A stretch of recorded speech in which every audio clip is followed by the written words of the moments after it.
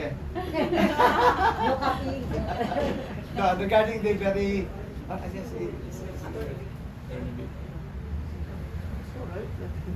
Anyway, sir. How about this? What is your stand regarding the current situation regarding these unvaccinated persons, individuals? Will you be continuing the or mandating all those unvaccinated to be vaccinated? Considering that recently, sir, I hope you don't mind, Malaysian doctors presented documents to the Malaysian government requesting that the vaccination program of Malaysia be stopped. And I think last Friday I just read it CDC America na natural immunity is more okay than being vaccinated. Well, ang balita ko is yung Omicron, the immunity does a better job ang nagkasakit at gumaling, mas magandang immunity kaysa sa napaunahan. But nonetheless, we don't want anybody to get sick. Hindi naman siguro magandang solusyon yan. Although some people have said, yung mga unvaccinated, lagay mo lahat sa isang gym, tapos maghawaan. Parang yung bata tayo, yung recess. But we cannot just allow our people to get sick. We have to do everything that we can. Palagay ko, the vaccination program must continue. Although you cannot force anybody to vaccinate. It's the same concept as pagka yung may sakit, nasa ospital, kahit sabihin ng doktor, di ka pa pwedeng umuwi, hindi ka pa dapat umuwi, they can check themselves out. So in like fashion, you cannot force anyone to be vaccinated, but we still need to acquire the what they call the herd immunity. And since the last number that I saw was 54 million Filipinos have been vaccinated, but counts that's less than maybe for the target demographic, that is still around 60%. So they talk about 70-75%.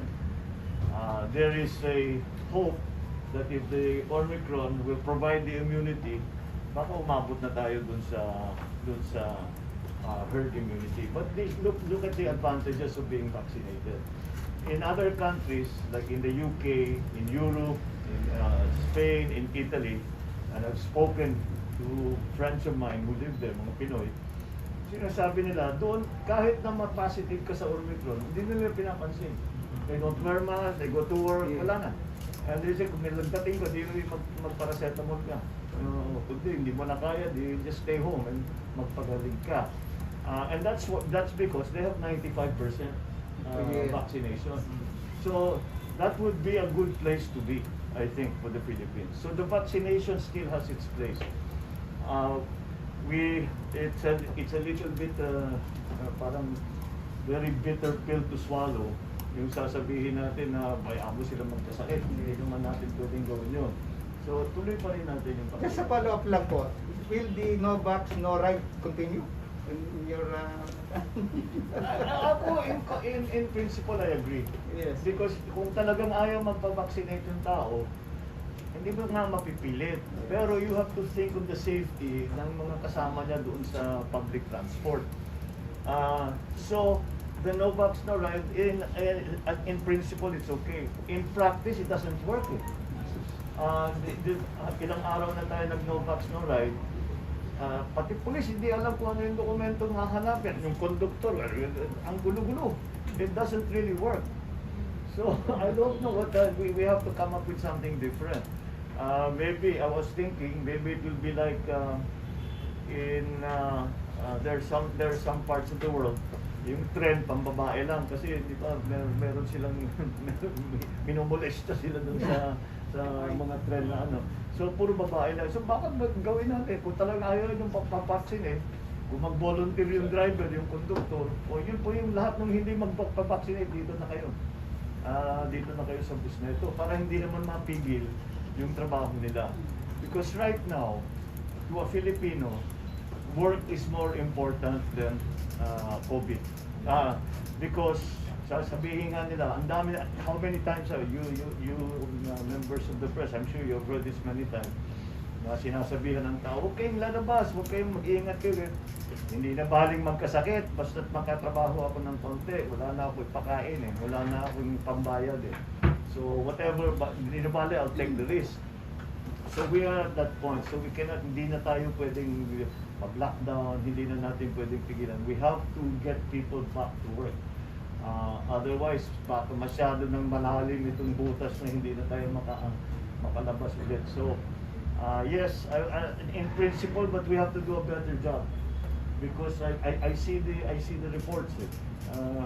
Ang gulo-gulo because the required documentation, nakita niyo ba yung listahan ng dokumento na kailangan i-present para sumakay ka ng bus? Hindi naman pati yung driver, yung conductor, hindi naman sila trained sa ganyan At saka hindi maliwanag ang instruction sa atin kung ano yung mga dokumentong dapat ipakita pabago-bago. And it's also very hard, even for the vaccinated, to know that we have to carry this document, this vaccination card, this negative result, kung ano-anong hinahanap. So, and then the exemptions. The exemptions are the ones that are making it difficult. Because now you have to show that you're an essential worker, that you're maybe... But I mean, it's too complicated. It doesn't work on the ground. We have to find something else. Ano po mensahe nyo kay Atty. Acosta? Well, I think that I think we are in an emergency situation.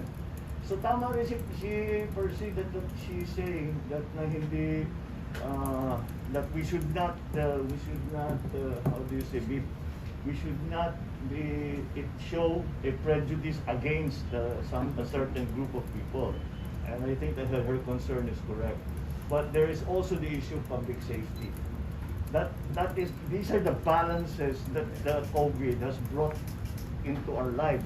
That we have to, a rock and a hard place lagi tayo We've always been between a rock and a hard place. We have to make those, and I think we just have to look at the present situation, what the vaccination rates have been, what is the infection rate, what are the actual effects of Omicron? Are they severe? May namamatay ba? We were all hoping that itong Omicron, wala namang namamatay. Baka okay lang magkasakit para magka-immunity na. Pero meron na rin namamatay. So, I don't know. Is this as they say in the military, acceptable rate of casualty for us?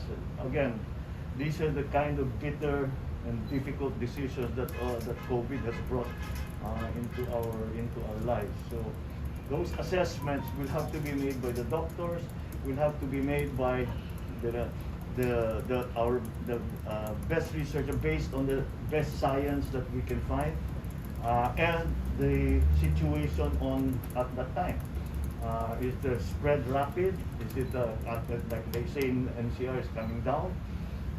Slowly decreasing. So we have to adjust. We have to adjust all the time, and we have to base it always on our best information on what is going on out in the field, out in the public domain.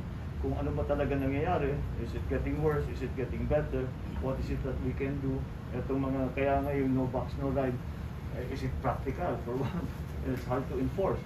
So these are the difficult decisions we continuously have to make. We are making those changes almost every day now. So yes, yeah, that's my view on this difficult situation. Alam po namin, Mr. President, this is your first major problem you'll be encountering once you're in the position. Next question, please. Sige, Ma'am Chuchay. Sir, binanggit mo lang, we have to get people back to work kasi sabi nyo, Yes. hindi natin alam. Masyadong lumalalim na yung balon. One of the forced realities, one of the realities forced on us by the pandemic is that we have had to fund our pandemic response with a lot of loans. So some experts are saying there's a fear debt bomb after the Duterte administration. In your case, how would you plan to handle this? What sort of fiscal management strategy are you? Well, let's look first at our actual situation. If we look at as a percentage of GDP, we're running, our borrowings are running at about 50 plus percent, 60% more or less. And if you compare this with other countries, we're actually doing a much better job than they are, because I know other countries that are approaching 100. I know of one African country that is at 120%. But that doesn't change the situation that you have such a lot of borrowings here. What we will have to do is essentially none of this can be solved until we get people back to work, until we revitalize the economy, and that's why it has to be very much a targeted in terms of public investment. I do not think that if we continue to just allow the free market to decide how we go, I don't think that that's going to be workable. That will not improve our debt position. What we really have to do is to target certain areas of the economy, certain sectors of the economy, and the public. We have to put in public investment into that. Now we are already in debt, so how do we arrange funding for that? And I believe the partnership between private and public sector is going to be critical. That's actually one of the best solutions that we have. A good partnership between, especially the capital intensive businesses, the investments, not only local, not only foreign. We always talk about foreign, may local din. Oh, we have to look at the local for now to begin with. Maybe pagka the global economy starts to open up, then we can go back to those partners, in the economic partners that we've had, to give us assistance. And I think that that might be available, although everybody else is in a similar situation as we are. So the private, maybe the private savings and investment that from other countries, if they're in a better position, they can help fund the public part, PPPs. The trouble with the very close relationship between an interventionist economic policy and a close partnership with the private sector is sometimes ang naiipit is the labor segment. So we have to watch out for that. Na hindi naman maiwanan ng labor segment where inflation, there's no cost of living adjustment. We have to look out for that. But that is something that we know can be a side effect if we are not careful, by saying that labor plays an important part, of course, in the economy, even as consumers, and therefore we have to still encourage that labor is in a good position, or at least is attended to by the policies of government.